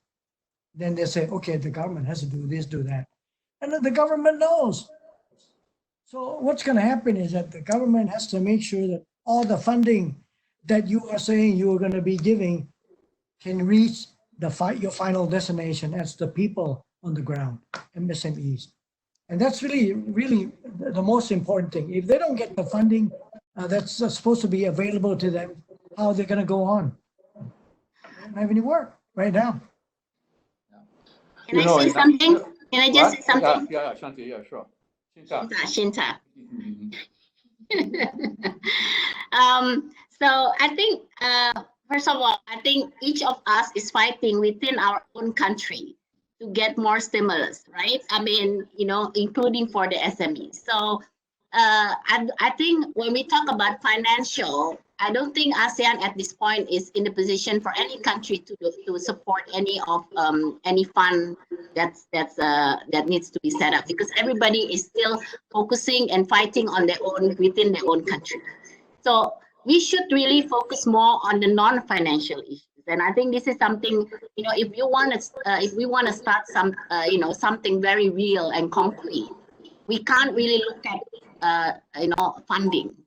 So this is why I would like to say, propose just something for our SMEs, and how it can help them basically go through this COVID-19. And each of us, I think within our own country, will have to do the job, but across with other countries in the region, ASEAN, how can we actually work this, right? We've been talking about market. Can ASEAN be a single market? Is that a possibility? But all the things that needs to perhaps start from a little low-hanging fruit, something that is possible to work on. If not, then if it's just ideas running by, but nothing concrete will ever happen. So I would say at this point, let's not talk about financial. Don't talk about funding anything yet. I think, and the most important right now is work out between the non-financial issues. Having said that, we also have many work within startup of ASEAN startups. So each country also invests in startups in many of ASEAN startup other countries have. So this is, I think, a good initiative that should continue, obviously, supporting, but this is all private sectors driven. So it's not related to the government. Okay, actually, Shinta, Arin, Chua, actually, when we talk about this, we forget that there had been experience in the past during the 97-98 financial crisis, when ASEAN +3 met in Chiang Mai. So there was the Chiang Mai multilateralization initiative that was the 120 million. that still exists. That still exists. Where's the money? Who's Support been spending the short-term, money? You know, they support short-term currency problems in trading. It's about 240 billion US dollars. It is not about. It is 240 billion US dollars. That, you know, showed something could be done. It's not huge, but you have to, when you draw down, you got to justify that you have been a good boy. You've not been overspending. You know, your economy has been hit by currency speculators or whatever, and therefore, you know, the money will come to support your currency. Now, at the ASEAN Plus 3 summit that was held in the afternoon of the 14th of April, just after the ASEAN Special Summit, three things were decided on. Now, one was a special fund for ASEAN to fight the pandemic. Okay. Well, this is ASEAN Plus 3, right? Usually the money will come from you know, Japan, China, and Korea. No, amount is not specified, okay? But they stated there's going to be a special fund. And then there's a Center for Reserve Medical Supply. Now, this is something that can be done, you know, to supply. This is not strictly financial, but, you know, to supply medical needs. And third, they talked about having green zones to facilitate transportation of goods. Now, these are not bad ideas. They're not mad ideas, they're not bad ideas. But the thing is how to make it move, you know, make it happen. Comes back to us, private sector, to push. And I think there's a lot of work that the private sector has to do to get involved in the execution, implementation of proposals grandly announced by leaders and so on. But I think these three things was actually driven by China and to some extent Japan. So we have to move on, you know, say, look, go and talk to China. How much? The fund, you know, medical supplies. How do we stock it in this having a center of medical supplies? So, you know, we have to push our governments to move on. I think Shinta is absolutely right. In terms of monetary financial flows, don't expect anything. Yeah? But in terms of cooperation to create growth, to create trade, we should be doing more. I do not know. Any closing comments? I think we're beyond 4 o'clock. Any closing comments? Starting with Tansi, I have one comment. Oh, you have something. Okay. Yeah, you know, if you look at the 1997 fiasco, that was the cash flow problem was limited in terms of it limited to the upper layer, of the social system, the business, the financial circle. But today, COVID-19 is the cash flow problem is for all. It's for all. So it's a much bigger scale. It's difficult to handle. Yeah. Okay. I only brought it up as an example of what they can do if they put their mind to it. See? And now, you know, we need bigger scale. But then, you know, putting in money may not be the thing, but you can have the, you know, reserve medical supply. You know, reserve medical supply. If China takes a lead, that'd be extremely useful right now. And you do not know what's going to happen next in Indonesia, you know, or Philippines further, you know, in COVID-19, or even any country, you know, in ASEAN. I mean, Myanmar has only had 4 deaths so far, or something like that. You know, Cambodia 0. You know, Laos is 0. Vietnam has been the most successful ASEAN country in fighting COVID-19. We should try and learn from them. You know, they should talk, but you know, people don't talk to each other.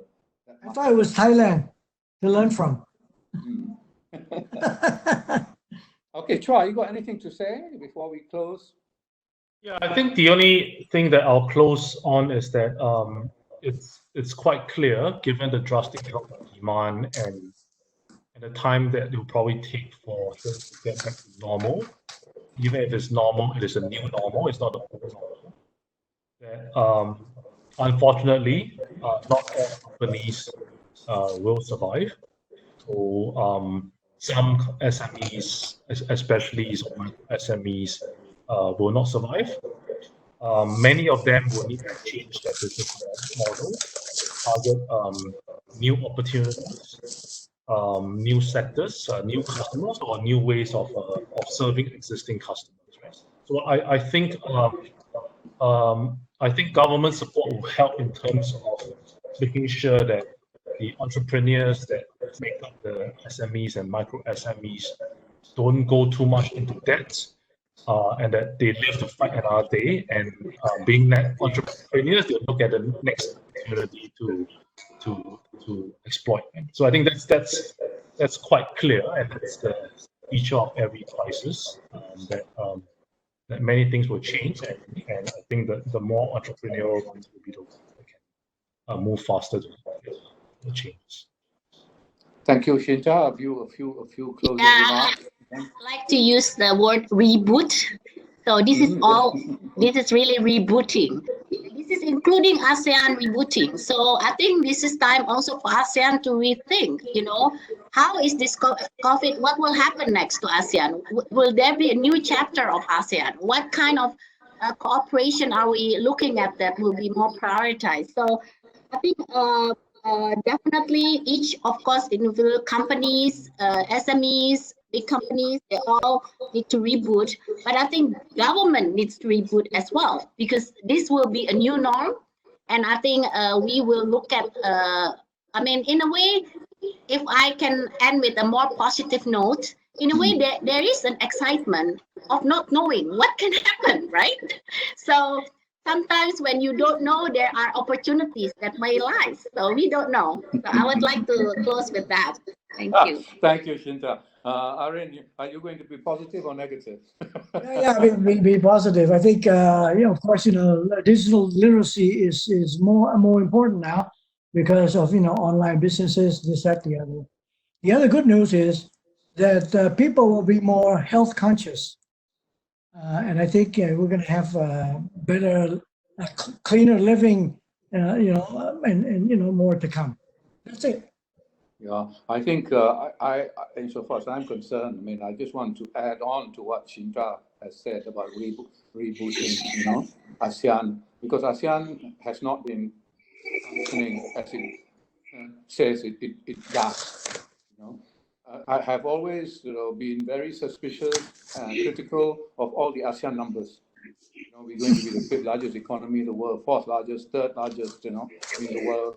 That with new technology, we're going to have $2 trillion, added to our economy and so on. So we go on ad nauseum with those numbers. I have always said that future prospect is not current reality.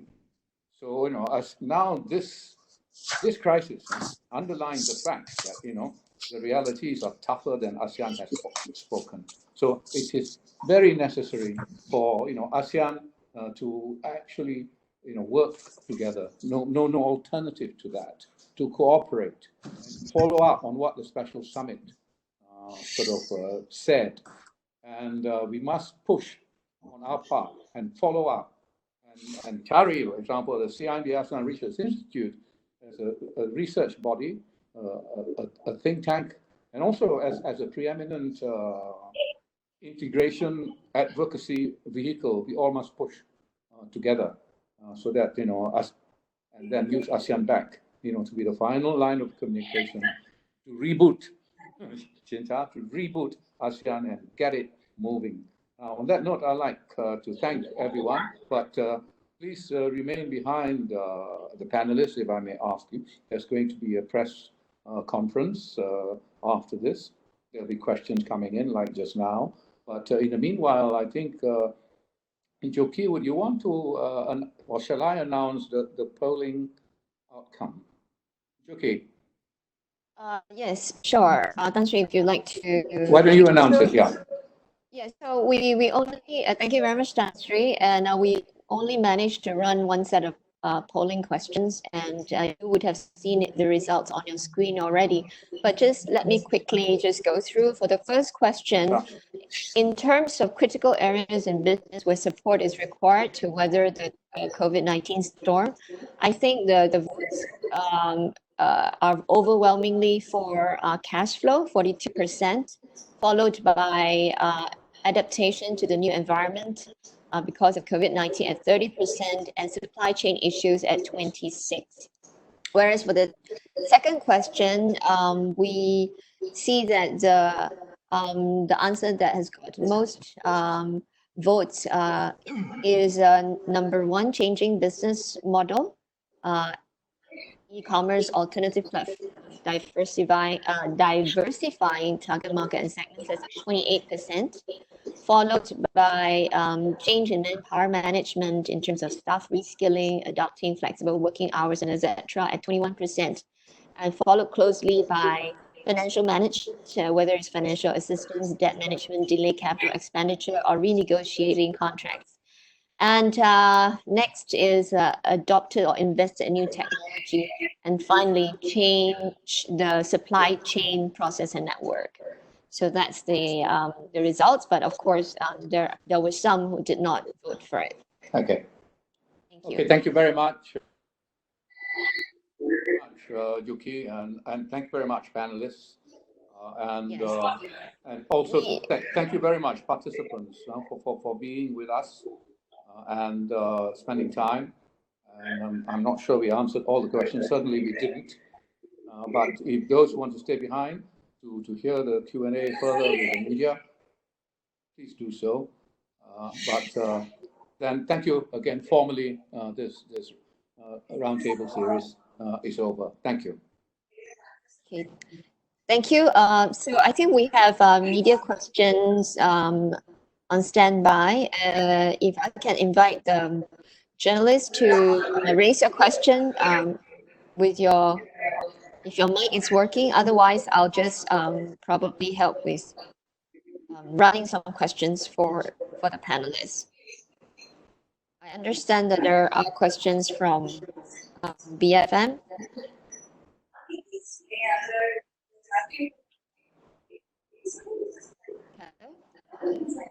Hello? Can't really hear. Yes, hi. Yes, please go ahead. Oh, you can hear me. Yes, who's that, please? Keith here. I was afraid my audio would be really bad. All right. We can hear you. Perfect. So I've got actually four questions. I'll just get to the first one first. Tan Sri earlier talked about regionalization. He says that it has to happen.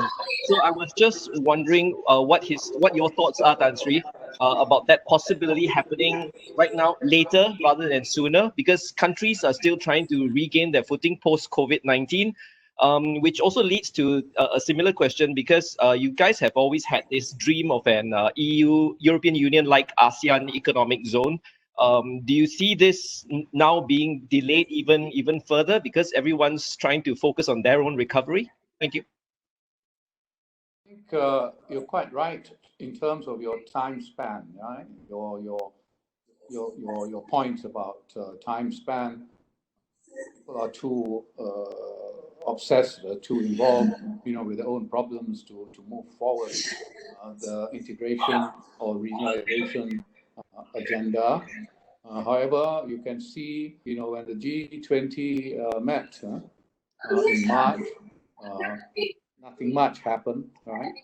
But when ASEAN met on the 14th, and then ASEAN +3 met that afternoon, they actually came up with some statements saying that they're going to work together. It may be a repeat of what they've been saying, old songs, in the past, but this one is more specific in the pandemic environment. And what I was trying to suggest is that we pick out all those specifics they said about working together and give flesh, substance to them. And therefore, we must push to make it happen. So that's the immediate happening that I would emphasize.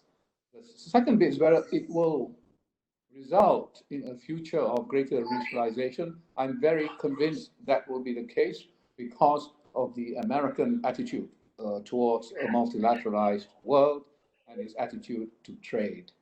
And then if you look at the numbers, trade, we do not want to be like EU necessarily. The EU has got a lot of problems now, a lot of stresses about Germany initially not wanting to give the extra money to Italy when it was facing this huge problem and enormous number of deaths, and then, they're having disciplines that they impose, the Germanic discipline on the whole of the EU in terms of, financial discipline and so on. We don't want that. We want to be trade-based.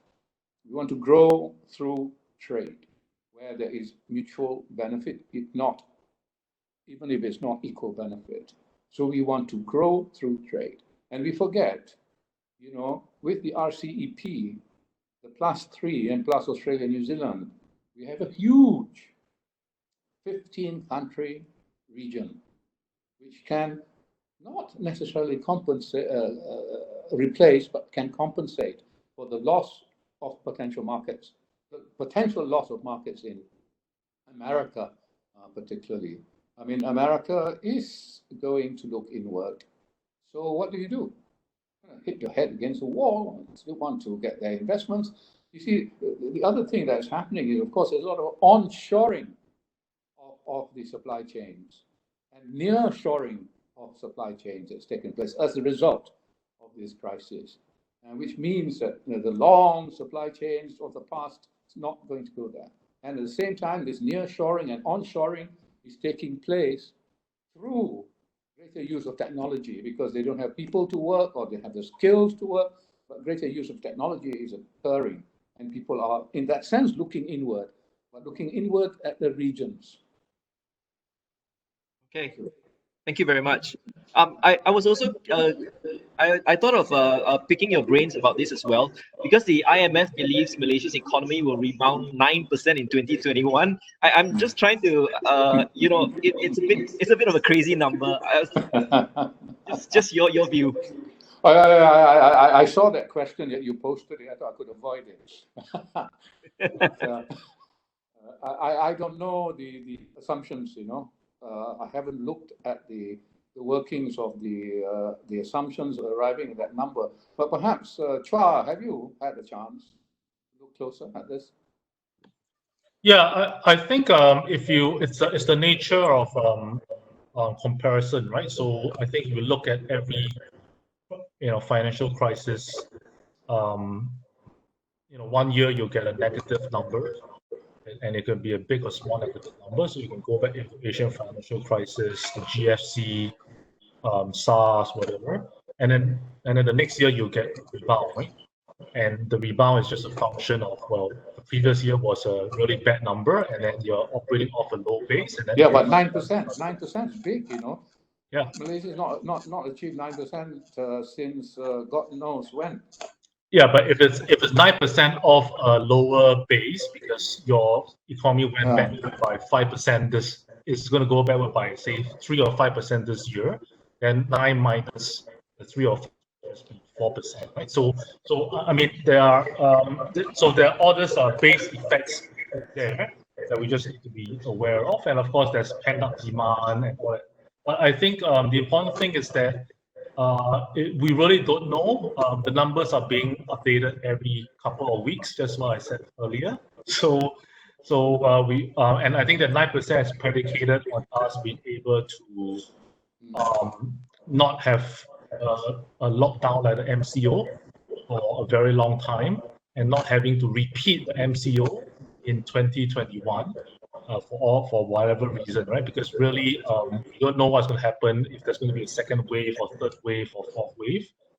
So I would caution that we really need to be looking. This is a very fast-moving crisis and having impact on numbers, and because it's never happened before, so economies are all scrambling to try to make forecasts out of a pretty imperfect scenario. Oh, excellent. Okay, any further questions? Just my final one, and I think this one can apply to across the region, because virtually everyone here is under some kind of lockdown or a restriction of movement, and I was just wondering, when SMEs and businesses can resume their operations, should they go all out and make up for lost time? What is the sweet spot balancing safety, health with their bottom lines? I know of many companies thinking immediate post-pandemic. They say, I work at 50% capacity, so that I do not incur 100% level of costs, right? So trying to work 50% capacity. I think people will, therefore, to answer your question, full frankly, so they'll be more cautious, right? Rather than go all out. So what I see it depends on industries again, whether you go all out or not in terms of what you can supply. Well, textiles have suffered, in terms of their exports. Now, even if, so the European economy is recovered, it'll be a long time before they set up again, to import those textiles. They've hit, say, in ASEAN, Myanmar, a lot of little companies have had to stop. In Cambodia again, the textiles not going there.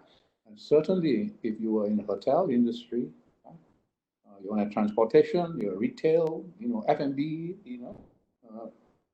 when is there going to be this enhanced demand at the end of COVID-19, when you do not know whether or not it's going to end? And secondly, people are going to be cautious, about how much they spend, even if they had the money again, because they started to work. So it has to vary with industry, but the general feel I get is people thinking that I work at 50% capacity. Thank you very much. Okay, maybe we have some more questions for Yeah, answer. those are the questions that we have. Any more questions from other media?